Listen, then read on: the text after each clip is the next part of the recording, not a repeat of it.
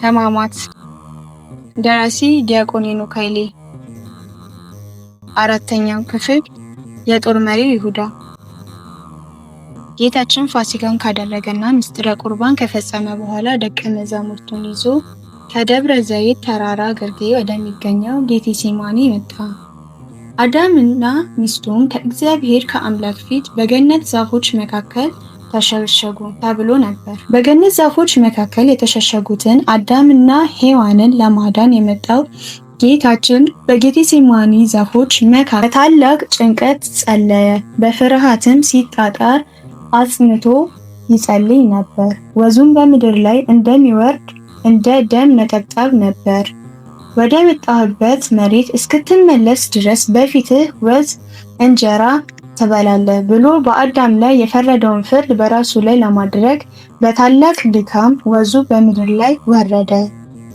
አዳም በኃጢአቱ ስለወዛው ወዝ ፈንታ እኔ የሕይወት ወዝ ካልወዛው የሞት ወዝ ከእርሱ አይጠፋምና እንዲል ድርሳነ ማህያዊ። ይህን ጊዜም ከሰማይም ወጥቶ የሚያበረታ መልአክ ታየው። ይህ ቃል ምንኛ ያስጨንቃል! መላእክት እንዴት ጌታን ሊያበረቱት ይችላሉ? አባ ጊዮርጊስ ዘጋስጫ ቅዱስ ሉቃስን እንዲህ ሲል ይጠይቀዋል። ባለመድኃኒቱ ወንጌላዊ ሉቃስ ሆይ የሚያበረታውን መልአክ መጣ ስለሚለው ቃል ተኩሰህ የልቤን ቁስል ፈውስልኝ። የመላእክትና የሊቃነ መላእክት ጌታ ኢየሱስ ክርስቶስን የሚያበረታው መልአክ የቱ ነው ይላል። ከዚህም መልአክ አበረታው የሚለው ቃል እንዲህ ሲል ይመረምራል።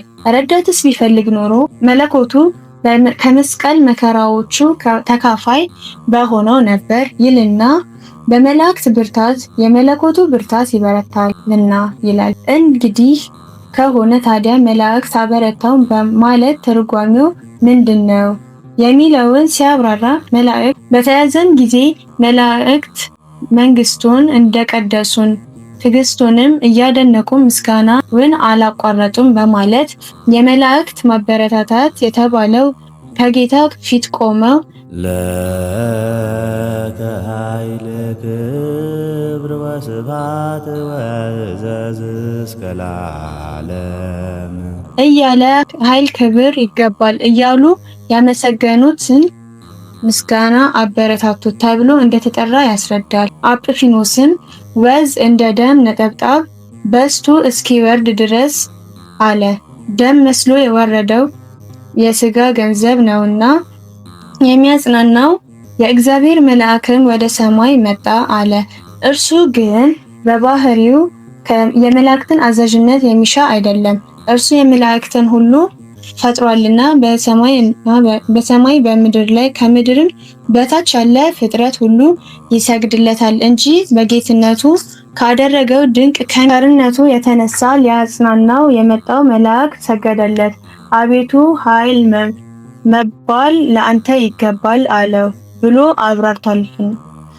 ከመላእክት ጋር አንድ የሆነችው ቤተክርስቲያናችን መላእክት በስቃዩ ጊዜ ለጌታ ያቀረቡለትን ይህንን ምስጋና በሰሙነ ሕማማት ከልጆቿ ጋር እያዜመች ትሰግድለታለች። ለከ ኃይል ክብር ወስብሐት ወዕዘዝ እስከ ለዓለም አማኑኤል አምላኪየ ለከ ኃይል ክብር ወስብሐት ወዕዘዝ እስከ ለዓለም ኦ እግዚእ ኢየሱስ ክርስቶስ ለከ ኃይል ክብር ወስብሐት ወዕዘዝ እስከ ለዓለም ኃይልየ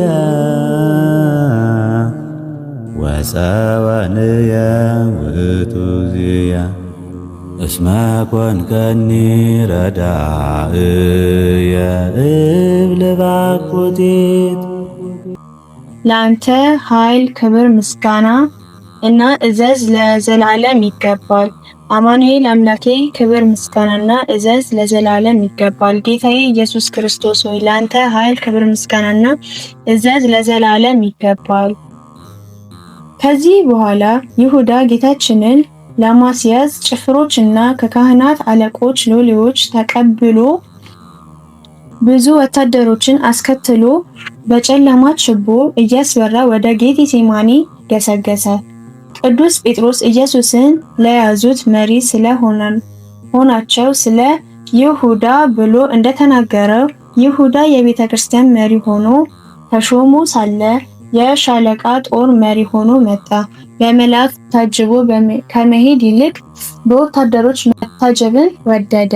ከአዲስ ኪዳን ሊቃነ ካህናት ከክርስቶስ እና ከመጀመሪያዎቹ ቀሳውስት ጋር አብሮ ሊሆን ተመርጦ እያለ ክህነታቸው ካለፋቸው ከኦሪት ሊቃነ ካህናት ጋር መሆንን መረጠ። በምድርም በሰማይም ለማሰር ስልጣን ከተሰጣቸው ጋር መቆጠሩን ንቆ በምድር ብቻ ማሰር ከሚችሉ ወታደሮች ጋር አሳለፈ። መንፈሳዊ ስልጣን የተሰጠው ካህን ሆይ እያለ የራሱ ስልጣን ንቆ ስጋዊ ስልጣን ላላቸው ክብር መስጠት እባካችሁ ውሰዱት ብሎ የቤተ ክርስቲያንን ስራ አሳልፎ ሰጠ። ጌታችን የሚያስይዝበት እቅድ የነደፈውና ለወታደሮቹ የቅድሚያ ትዕዛዝና የሚስጥር ኮድ የሰጣቸው ራሱ ይሁዳ ነበር። የምስመው ራሱ እርሱ ነው። ያዙት፣ ተጠንቅቃችሁም ውሰዱት የሚል ዝርዝር መመሪያም አስቀድሞ አስተላልፎ ነበር። ስለዚህ ቃል በገባው መሰረት ወደ ጌታችን ቀርቦም መምህር ሆይ ሰላም ላንተ ይሁን ብሎ ሳመው። ይሁዳ ከመሳሙ በፊት ለጌታችን ዘለግ ያለ ሰላምታ አቀረበ። የሰላምታው ዓላማ ግን ከመሳሙ በተጨማሪ ጌታችንን በጨለማ በጌቴሴማኒ ዛፎች መካከል ለይተው ሊያውቁት የማይችሉት ወታደሮች የናዝሬቱ ኢየሱስ የትኛው መሆኑን በእርግጠኝነት እንዲለዩት ነበር። መምህር ሆይ ብሎ የሽንገላ ንግግር ተናገረ። ረቢ መምህር ሆይ በሚለው መጠሪያ የሚደሰቱትና በገበያም ሰላምታና መምህር ሆይ ተብለው ሊጠሩ ይወዳሉ ተብሎ እንደተነገረላቸው ጻፎችና ፈሪሳውያን ጌታችንን ሊሸነግለው ሞከረ። ክፋት በልቡ ሳለ ፍቅርን የሚናገር ከንፈር በብር ዝገት እንደተለበጠ የሸክላ ዕቃ እንደሆነ ይሁዳ አላስተዋለው። ቅዱስ ቄርሎስ እንዳለው ይሁዳ የሰውን ልብ የሚያውቀውን ጌታ በመልካም ንግግር ሊያታልለው ሞከረ። እዚህ ላይ ልናነሳው የሚገባው ሌላ ቁም ነገር መምህር ሆይ ረቢ የሚለው የይሁዳ አጠራር ነው። ይሁዳ ከሁሉም ወንጌላውያት ላይ ክርስቶስን አንድም ጊዜ ጌታ ሆይ ብሎ ጠርቶት አያውቅም። ሐዋርያት ሁሉ በተናጠል ጌታ ሆይ ብለው እጅግ ብዙ ሰዎችን በወንጌላውያት ላይ ጌታ ሆይ ብለው እንደጠሩት ተጽፏል። ይሁዳ ግን ጌታችንን የሚጠራው ጻፎችና ፈሪሳውያን ሊጠሩ በሚችሉበት መምህር ሆይ በሚለው አጠራር ብቻ ነበር። ሰው ክፉ ሊያደርግበት የፈለገውን ሰው አስቀድሞ ማንነቱን በመካድ እንደሚጀምር ይሁዳም ጥላት ጌትነቱን አስካደው። ይህም በግልጽ የሚያሳየን ሲበሉም ኢየሱስ እውነት እላችኋለሁ ከእናንተ አንዱ እኔን አሳልፎ ይሰጣል አለ። በዚህም ጊዜ ደቀ መዛሙርቱ እጅግም አዝነው እያንዳንዱ ጌታ ሆይ እኔ ሆንን ይሉት ጀመር። አሳልፎ የሚሰጠው ይሁዳም መልሶ መምህር ሆይ እኔ ሆንን አለ። ጌታችን ለደቀ መዛሙርቱ እናንተ መምህርና ጌታ ትሉኛላችሁ፣ እንዲሁ ነኝና መልካም ትላላችሁ ብሎ ነበር።